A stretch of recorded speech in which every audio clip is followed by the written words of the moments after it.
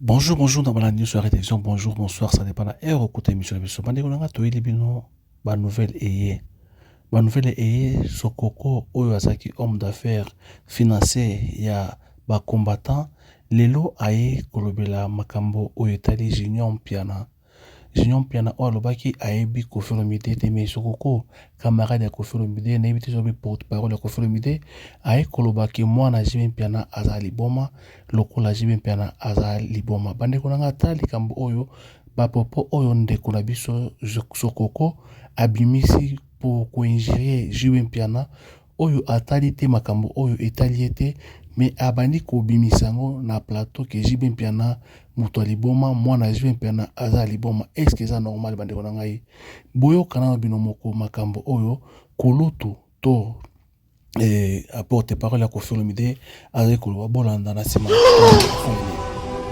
Félix, vas-y quoi? Ebi moto liboma abotaka liboma. Moto liboma abotaka liboma. Jamais okomona moto liboma penda boti mwana normal. Mwana na bibara ba symptôme ya liboma. Ni marmelika ki na ma photo ne diki na internet. Sotali bien père na mutu ezaka bien te. Père na mutu ezaka bien te. Mwana wana pe mutu sa muki ya koningana. Il faut trouver un gens normal. Nani même moi à 7 ans.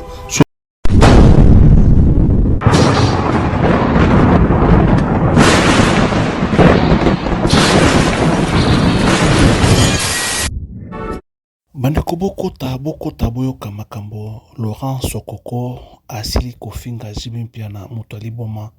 Bandeko Junior Mpiana na France eza ndeko na biso azaki asalaka émission na ye micro baladère na ye bandeko na ngai kaka ndenge imposera bato ba question ba musicien oyebi Fally oyebi Ferré oyebi Wera oyebi Jibe oyebi Koffi bandeko etombaki moment oyo bakutanaki na mwana ya Junior Mpiana Junior Mpiana asalaka miziki na ye aza mokolo aza adulte asalaka makambo na ye et azalaki pe na ba relation ya bien na oyo babengi Lidiston mwana Koffi Olomide à l'époque.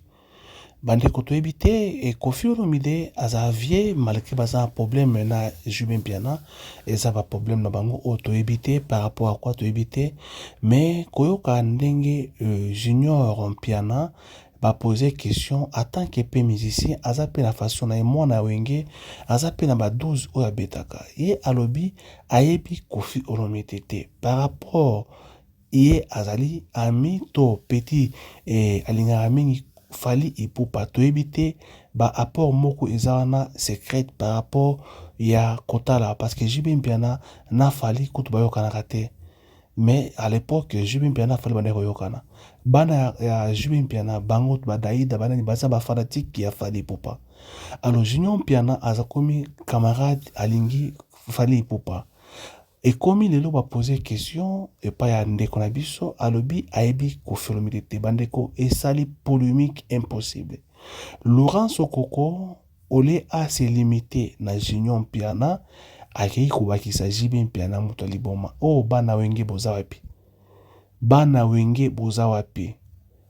wenge botelema parce que oyo ezali kopelisa moto Jibe attaque intellectuel aboti bana mayele badaïda basorayana banani bao nyonso bana kitoko mais lelo azala humilié et pas ya Laurent Sokoko oyo azala ki financier ya ba oyo babokechwa ya ba combattant abane ko boycotter ba concert ba na poto ezaki Laurent Sokoko mais lelo abinisi ba popo MP oyo a déplacer langage ya koloba Junior Mpiana moto liboma aboti Junior Mpiana na liboma. Est-ce que ça normal bandeko na ngai? Est-ce que Koffi nde moto atindi aloba eloko wana ou bien eza sentiment ya Laurent Sokoko? Laurent Sokoko toyebaki ye azalaki homme d'affaires na Angola. Lelo Laurent Sokoko akomi na Kinshasa toyebi te so na Angola babengani to eloko ni esalami o akwei akomi porte-parole ya Koffi Olomide et ba poser question aza ko répondre yango selon ye bandeko esalinga pasi ya komona kulutu lokola Laurent Sokoko quel que soit parce que ayebi makama musique te soki musique eza polémique na bango to baza bilo bango ye azali nani oyo yako kokende kosala elo ya koloba JB Mpiana azali moto ya liboma aboti mwana moto ya liboma bandeko na ngai junior oyo bomonaki azali jeune oyo ndeko na biso Amida aboti na JB bana oyo bato ya mayele batanga ba responsable oyo kutu basoraya badaïda ba travailler ba place ya bien mais Laurent Sokoko a commis coinjurier JB Mpiana parmi bana JB Mpiana tozana ba oyo azali avocate mona mayele makasi est-ce que dossier oyo et comme on a tribunal par hasard parce que comme on a injure oyo Laurent Sokoko azui courage parce que kumutu akoyi lubaki na ebiete par rapport ya 12 ya wenge mais ezate ke a fingiye mele ayebaki Didiston et na suka so bolandi epa ya ndeko mosu na soki mika nengi ameki kolobaki no azalaki na relation ya bien bandoso wana Didiston mais Kofi apekisaki ye Didiston asola na ndeko mwana ya JB Mpiana. Mais à quoi ça sert oyo ndeko ayeko s'acharner ayeko silisa ba bêtise na yeto bakanda na ye kofinga responsable lokola JB Mpiana ke azali bomba bandeko na ngai na ebité soki ba propos oyo ndeko a tenir moto mosu ako ko supporter koyoka en tant que responsable ou azaki homme d'affaires lelo à se faire humilier a comme porte-parole ya Koffi Olomide ameya koloba makambo wana et n'invité journaliste ce qui est qui est ndé abengaki a invitaki to ye Laurent Sokoko a invitaki journaliste wana ndako na ye ameka kozongisa réponse wana est-ce que combien de fois bato basalaka banalize à propos ya Koffi Olomide Koffi a répondre te pour ayebi Koffi aza moto oyo alinga aza en actualité à tout moment mais est-ce que Laurent Sokoko ayebi mais akinde kofinga président ya orchestre oyo bato baza ebele ali sa to ebele papa kolisi bana ki aza moto aliboma bande konanga na ebité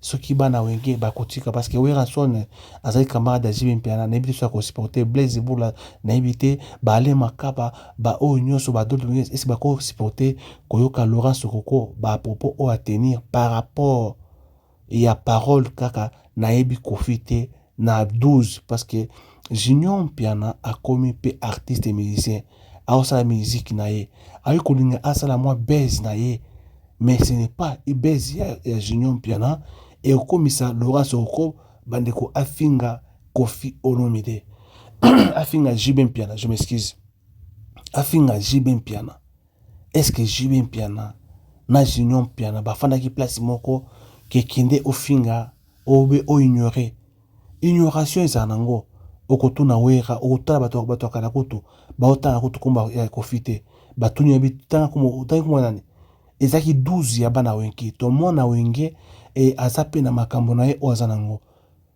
JB atindi jamais mwana ye mais Laurent Sokoko a 8 ans to audace ya kofinga JB moto liboma devant journaliste o azali mwana kutu leki ya JB Mpiana imaginez eloko o abimisi par rapport à JB Mpiana responsable nani retenir en supporter koyoka ba popo oyo ndeko ndabiso Sokoko oyo azaki moko ya ba financier ya ba oyo ba combattant azali kolinga te ba Koffi ba beta musique na poto ba to ebele mais ba yoka na Koffi a promettre kutuke Koffi akobeta Arena ti lelo to mona ngote bandeko na sali constant to analyse na ngai ezaki combat mo bane ozalaki soki eloko mo ebimi aye Sokoko ase azwa temps ya kofinga JB Mpiana par rapport ya sima mwana to nini esali pasi esali mawa bandeko na ngai nakoki ko jamais ko silisa eloko oyo yango na pesi bandeko boyoki ndenge azali ko humilier JB Mpiana ndenge aza ko bimisa JB Mpiana wa mutu moko pamba par rapport ya ye Laurent Sokoko bandeko na ngai boyoki ba propos na ye bana wenge na minute oyo no singa bana wenge est-ce que boko zongisa Laurent Sokoko te na place na ye atiki ba o ba faire na Angola akomi na Congo po abanda kokumisa ka Cindy Leker o ye na 2024 oyo ekosa Koffi na faire bango moko to azobeta ko neti ko négliger Fally Ipupa moto o azali numéro 1 na musique atie Fally Ipupa côté ya JB tandis que JB na Fally ba collaborater bandeko esali pasi ya koyoka ba popo naza pour ça ba Congolais ba se manifester. Est-ce que Laurent Sokoko Aebi Jubin Piana Wapi Bolanda na Simato Yokana? Là, je connais pas. Félix, vas-y quoi. Ebi moto ya liboma abotaka liboma. Moto ya liboma abotaka liboma. Jamais okomona moto ya liboma pena aboti mwana normal. Mwana na bibara ba symptôme ya liboma. Nde mamelekaki na ma photo na diki na internet. So tali bien père na mutu ezaka bien te. Père na mutu ezaka bien te. Mwana wana pe mutu esa muki ya koningana. Faut trouver un ça normal. Nanya même moi à 7 ans sur l'accès photo ba oh conféromité. Combien de fois on a à Johanna. Ça dit qu'il y a ba sekela liboma na mutu lo ka père naï. Mutande bien yebi na yete. Parce qu'on est bien père na mutu bouja. Boyi ba histoire à Congo ti. Histoire à Congo boyi biango. Soit botaka mona na be fait ya ba biloko wana. Mona za normal c'est. Il faut comprendre les places wana. Tu vois mon photo et moi on peut balaxer na kofi. Parce qu'on a joué bisaote, père na mutu ne sera bien te. Père na problème à mutu ni bobi histoire à Congo. Tu sera bien te. Oui, bobi histoire à Congo. Na onyo so père na sala. Mais bobi histoire à Congo très bien. Père na mutu sera bien te. Soit botaka mona wana ba période wana. Mona zana ba